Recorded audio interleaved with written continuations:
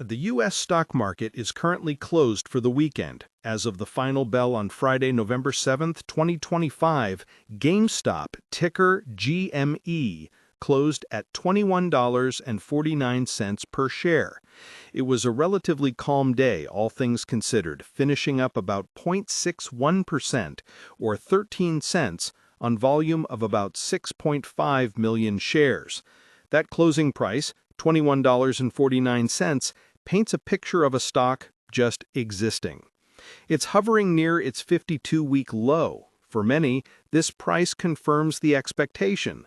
The party is over, the meme is dead, and this is just a slow bleed back to obscurity.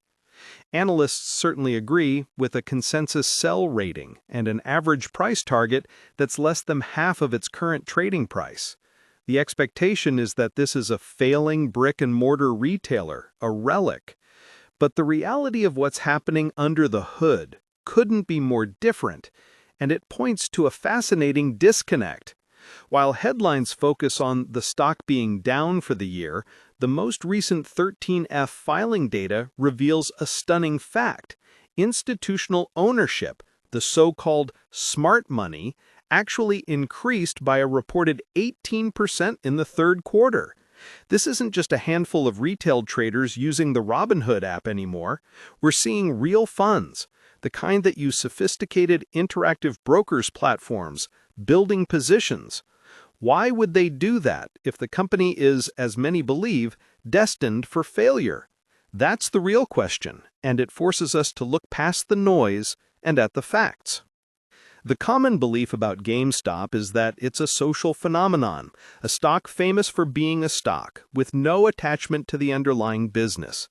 It's seen as a pure gamble, a name you might put into your SoFi Invest account for a laugh, hoping for another squeeze. The narrative is that its price is entirely disconnected from fundamentals, driven by social media sentiment and the whims of retail traders. And to be fair, the stock is still incredibly sensitive to that.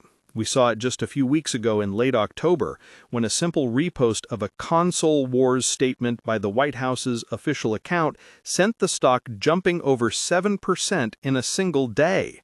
That kind of volatility isn't normal for a stock like Apple stock, but it's part of the GME territory. This reinforces the meme stock label, but the expectation that this is all it is, that there's no substance behind the curtain, is where the story gets interesting. The reality is that this company is undergoing one of the most unusual and quiet transformations on the market today, led by its CEO and largest shareholder, Ryan Cohen. The reality is that GameStop is now, quietly, a profitable company. The second quarter results reported in September were frankly stunning for anyone who wasn't paying attention. The company posted a net income of $168.6 million. That's not a typo. Compare that to the $14.8 million in net income from the same period the year prior. Revenue also climbed 22% year over year. This wasn't a one-off. It was their first profitable first quarter since 2019. This isn't a story of a company bleeding cash. It's a story of a company that has been aggressively and successfully cutting costs, closing unprofitable stores, and streamlining their entire operation. While Wall Street was busy writing eulogies, Cohen was performing surgery.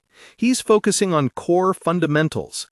He even talked about this at the annual meeting back in June, stating his focus is on the backbone of the company, the store employees and warehouse teams, not executives in endless Zoom meetings. He takes no salary. He has spent his own capital buying shares. This is an owner's mindset, not a hired gun CEO's, and it's a critical piece of the puzzle that the meme stock narrative completely misses. Let's look at the recent trading activity. That 6.5 million share volume on Friday is a good baseline. Looking back at the past few weeks, we've seen daily volumes fluctuating, often in the 5 to 9 million share range. This is a far cry from the hundreds of millions of shares traded during the 2021 frenzy. But it's not nothing. It shows a stable, if watchful, base of traders. The options market tells an even bullisher story. On Friday alone, options volume was over 175,000 contracts, which is more than 117% of its daily average. And critically, the put-to-call ratio was 0.4. This indicates that far more call options, bets that the stock will go up, are being traded than put options, bets that it will go down. This activity on platforms from Fidelity to SoFi suggests that in the derivatives market, traders are positioning for upside, a sentiment that is in direct opposition to the official analyst ratings. This creates a tension. The analysts are screaming sell, but the options traders are quietly placing their bets on buy. This is the kind of disconnect that defines GME.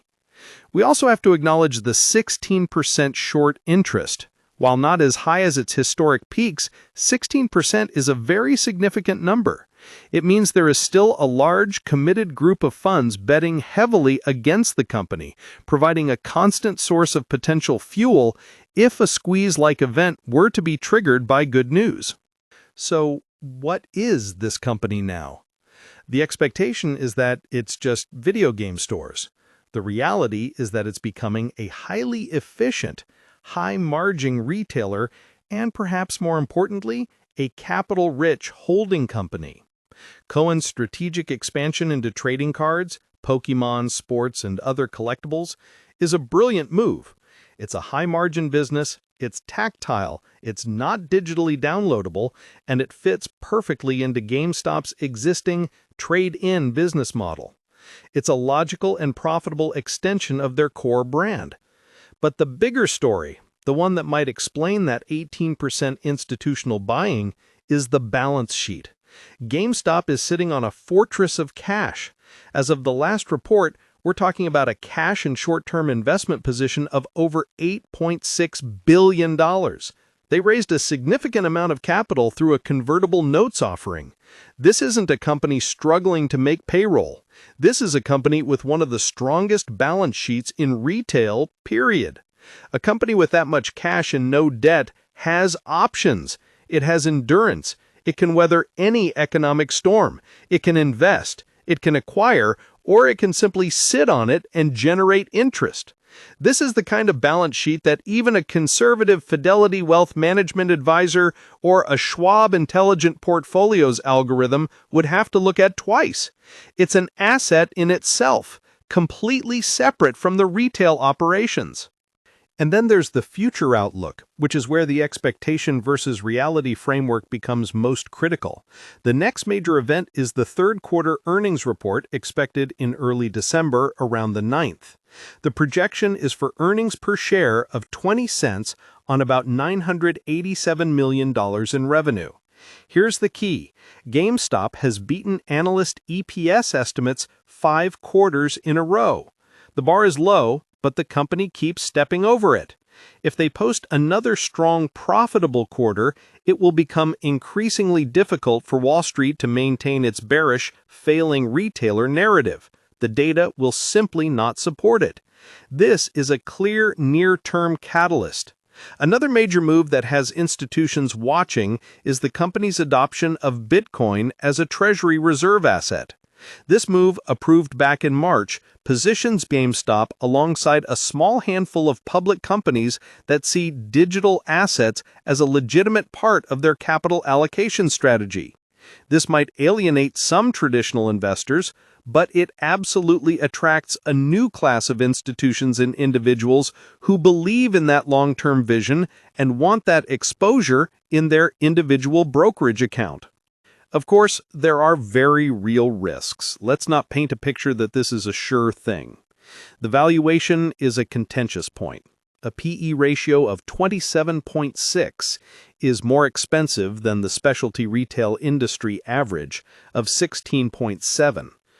The bear case, which some analysts peg at a fair value of $11 or $12, is that the core business of selling physical games is in permanent decline, and no matter how much cost-cutting can save it.